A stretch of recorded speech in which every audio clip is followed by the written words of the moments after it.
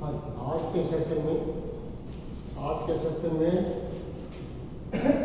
Second year second semester पशु पालन प्रसाद में चैप्टर नंबर 5 में कृत्रिम गर्भाधान के बारे में अपनी चर्चाएं करेंगे, जिसमें इसकी क्या उद्देश्य होते हैं, क्या लाभ होते हैं, क्या हानि होती है, ये बताएंगे।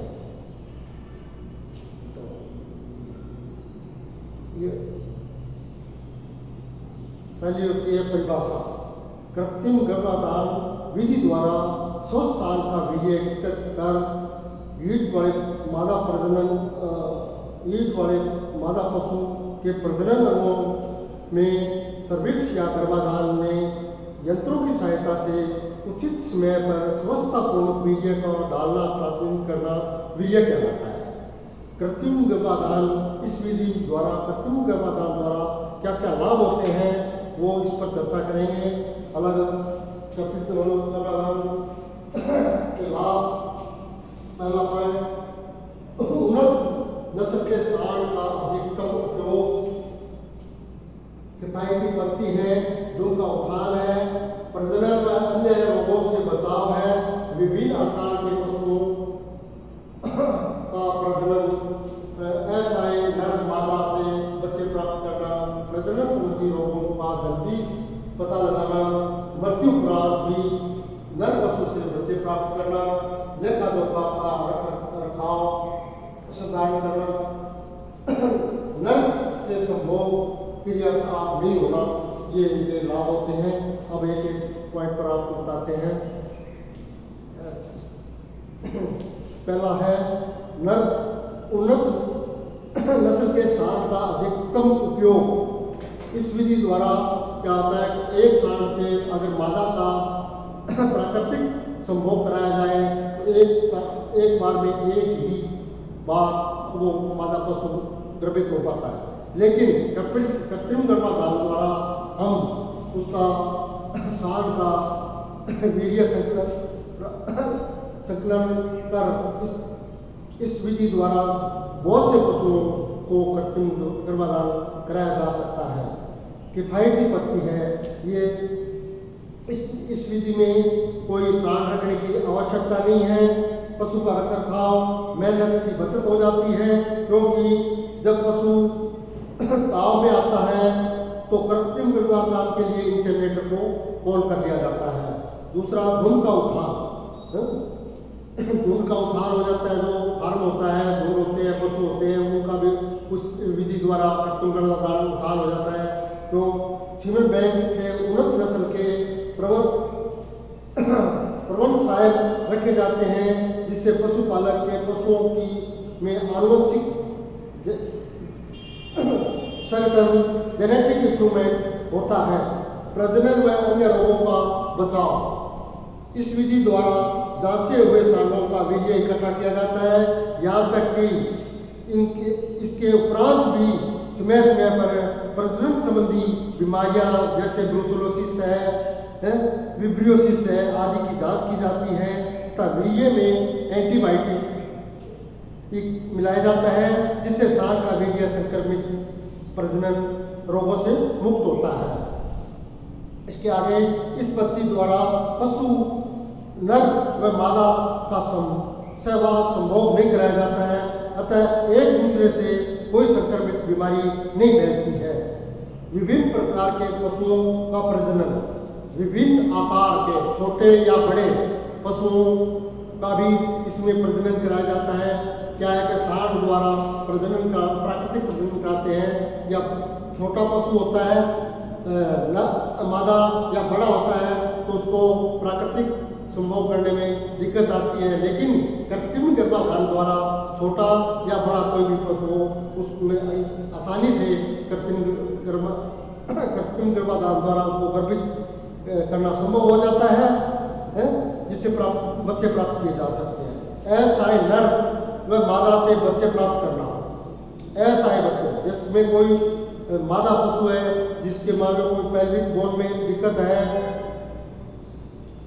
या पिछले पैरों में कोई दिक्कत है, जिसमें मान लो कि अपने प्राकृतिक संभोग कराने में सांड द्वारा उसमें दिक्कत आती है, लेकिन अपने कृत्रिम गर्भाधान द्वारा उसको गर्भित कराने में कोई दिक्कत नहीं आती है और पशु आसानी से गर्भित हो जाता है। यदि नर इसी तरह नर पशु बहुत प्रबल फायर है लेकिन उसमें फ्रैक्चर आ गया है, वो मैथिंग करने में दिक्कत आती है, तो ऐसे सांड का विद्युतीकरण क्रिया द्वारा वीर्य इकट्ठा कर उनसे बच्चे प्राप्त किए जा सकते हैं। अगला पॉइंट, प्रजनन संबंधी रोगों का जल्दी पता लगाना। इस विधि द्वारा कृत्रिम द्वारा करते हैं तो अपने हाथ के द्वारा अपने रेक्टल एग्जामिनेशन उसके मादा पशु के प्रजनन अंगों का जांच हो जाती है। अगर कोई रोग होता है तो उसका निदान भी आसानी से किया जा सकता है, जिससे पशु अपने समय की बचत हो जाती है और पशुपालक को उससे लाभ प्राप्त होता है, नुकसान होने से बच जाता है। मृत्यु उपरांत भी नर से बच्चे प्राप्त करना। कोई सांड अच्छा सांड है, उससे वीर्य अपने इकट्ठा कर फ्रोजन सीमन कर लेते हैं, फ्रोजन सीमन में रख देते हैं। वो अगर उसकी डेथ भी हो जाती है तो उसके जो फ्रोजन सीमन से उनसे बच्चे कृत्रिम गर्भाधान द्वारा बच्चे प्राप्त किए जा सकते हैं। लेखा जोखा का अच्छा रख रखाव। लेखा जोखा, जब कृत्रिम गर्भाधान पद्धति का अपनाया जाता है तो सांड मादा का पूरा लेखा जोखा रखा जाता है, जिससे यह पता रहता है कि पशु कब गर्भित हुआ है, अनुमानित किस में प्रसव होगा, उन्नत बच्चे का पैतृक किस नस्ल का है, उसका अनुमानित उत्पादन क्या है। ये लेखा जोखा से प्राप्त अपने लेखा जोखा हॉस्पिटलों में रखते हैं, उससे प्राप्त पता लगाया जा सकता है। नर से संभोग क्रिया का पता लगाना। नर से संभोग क्रिया का नहीं होगा। यदि कई मादा पशु काम में होते हुए भी नर पशु को अपने ऊपर चढ़ने नहीं देते हैं, उसको पास में नहीं आने देते हैं। ऐसी स्थिति में अगर मान लो अपने कृत्रिम गर्भाधान करते हैं तो इजीली अपने आसानी से उसको गर्भित किया जा सकता है।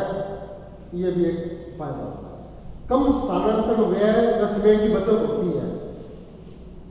अगर मादा पशु ताप में होता है तो कहीं दूसरी जगह सांड जहाँ होता है वहाँ ले जाया जाता है, या सांड को वहाँ अपने मादा पशु के पास लाना पड़ता है दूर से।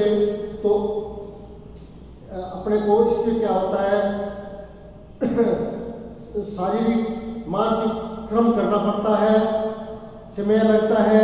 कृत्रिम गर्भाधान विधि में क्या होता है, आप एक फोन करोगे, टेलीफोन करोगे, इंसेमिनेटर आपके घर आके पशु को कृत्रिम गर्भाधान द्वारा उसको गर्भित कर देता है। तो इससे उपरोक्त सभी बचत हो जाती है। चोट आदि से बचाव। प्राकृतिक मैथुन में कई बार क्या होता है कि मादा या सांड दोनों में भी चोट लगने की संभावनाएं होती है, लेकिन इस विधि में इनकी संभावनाएं शून्य हो जाती है।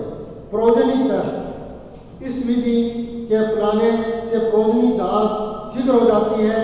हमें युवावस्था में ही नर सांड उपलब्ध हो जाता है। दूसरी जगह, अगला पॉइंट, दूसरी जगह स्थित सांड के बच्चे प्राप्त करना। प्राकृतिक गर्भाधान में तो नर को मादा के साथ उसी स्थान पर होना आवश्यक होता है, लेकिन कृत्रिम गर्भाधान में सांड कहीं भी हो, चाहे दूसरे विदेशों में हो, उसका वीर्य यहाँ मंगाकर बच्चे पैदा किए जा सकते हैं। ये लाभ होता है। अब एक कृत्रिम गर्भाधान की हानियाँ भी होती हैं। हानियों के बारे में बताएंगे कि इस विधि को अपनाने व क्रियान्वित करने के लिए पशु विशेषज्ञों या तकनीकी विशेषज्ञों की आवश्यकता होती है, जो खर्चीला होता है। ये भी एक हानि होती है। दूसरा, इस विधि में वीर्य इकट्ठे करने से प्रजनन तक कहीं भी सावधानी नहीं रखी हो तो फायदे के स्थान पर नुकसान हो सकता है। वीर्य इकट्ठा करके यदि उनका परीक्षण भली भांति नहीं किया है तो संक्रमण रोग फैल जाएंगे। सांड की समय पर प्रजनन संबंधी बीमारियों की जांच नहीं की तो संक्रमण रोगों का पूरे क्षेत्र में फैलने का अंदेशा रहता है। यदि वीर्य अच्छी गुणवत्ता का नहीं है अथवा मादा पशु के निश्चित समय के ताव पर सही समय पर वीर्य नहीं डालते हैं तो पशु गर्भित नहीं हो सकता। अतः इसको इंसेमिनेटर को जानकारी होना आवश्यक होता है। पशु गर्भित होते हुए भी हल्के